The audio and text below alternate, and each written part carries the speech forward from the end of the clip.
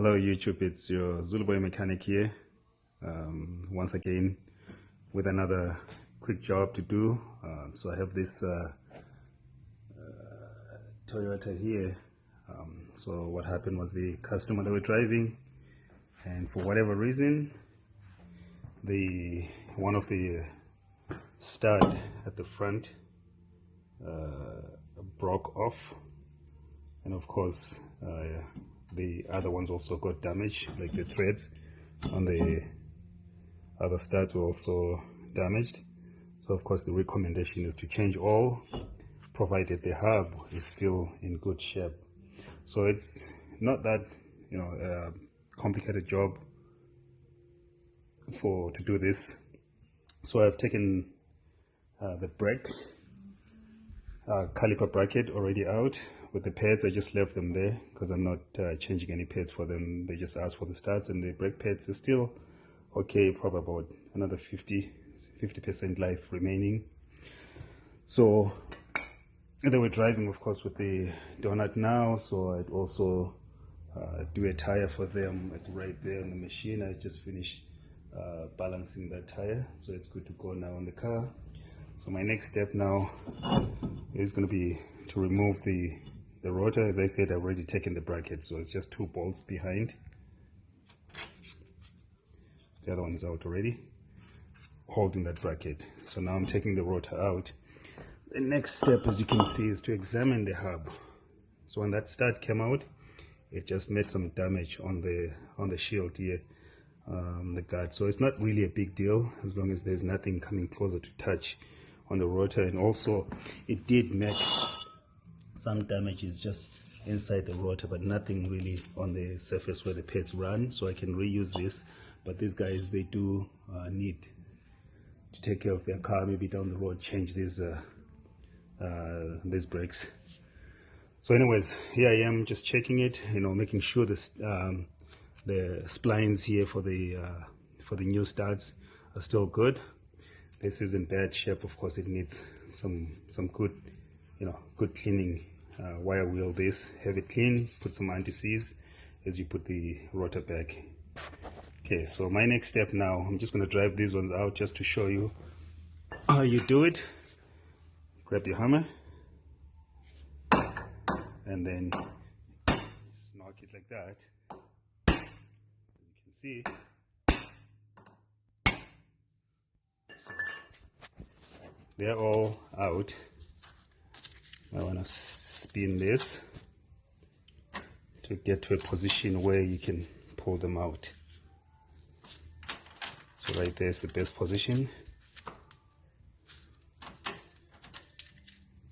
Okay, the last one.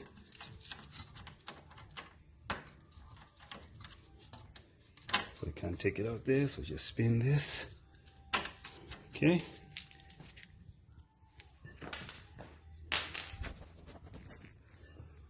And then I told them to buy new studs with new lug nuts. So it's a new studs there.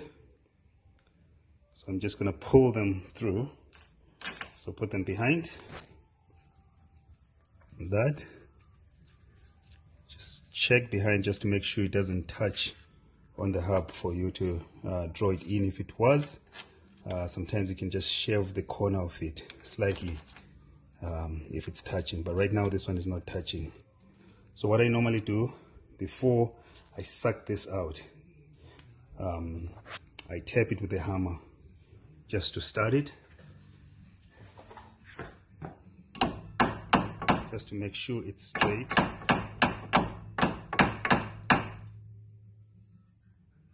Okay.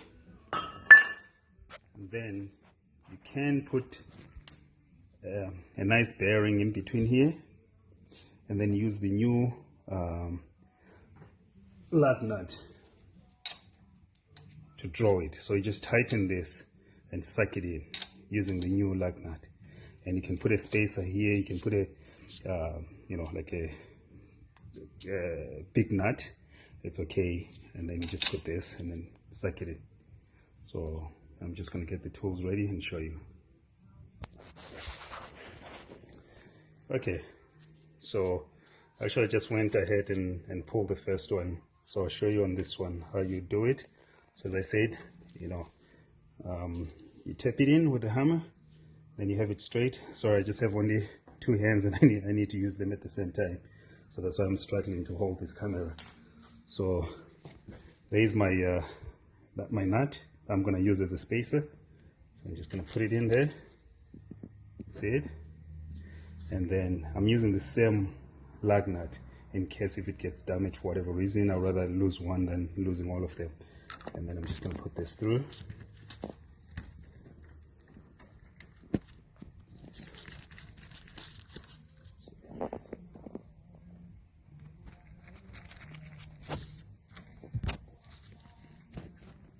Okay. You can see that. The next thing, I'm just going to grab my impact gun. And then, of course, you need safety glasses on this.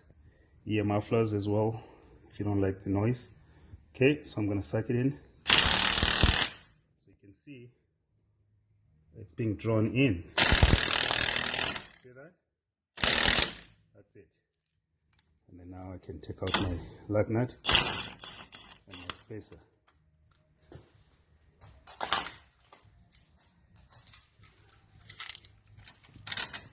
Okay, so I'm just going to go ahead and put the remaining three. Okay, I don't know what happened here, but they all came out of the same box, Dorman parts, and that's the part number there for this Toyota. But for some reason there were two studs in there which were completely different.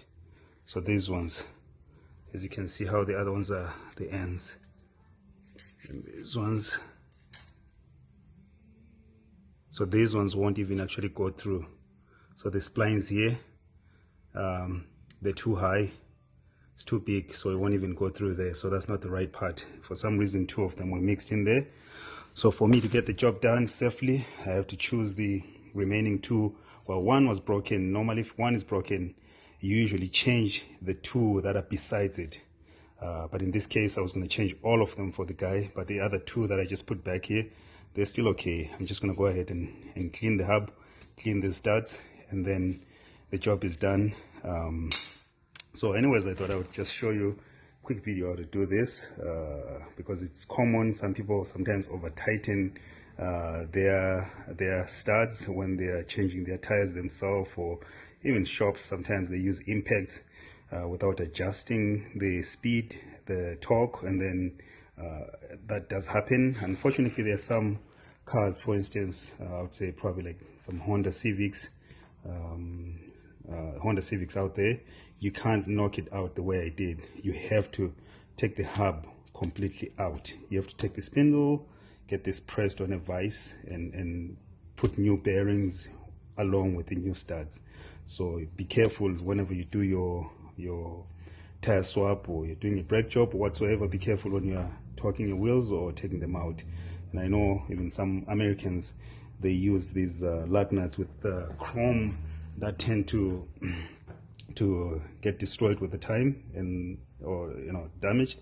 So that I've seen costing some people sometimes even a new hub or new studs. So be careful. Take your time when you do these kind of jobs, and once in a while do inspect your car. Check your wheel.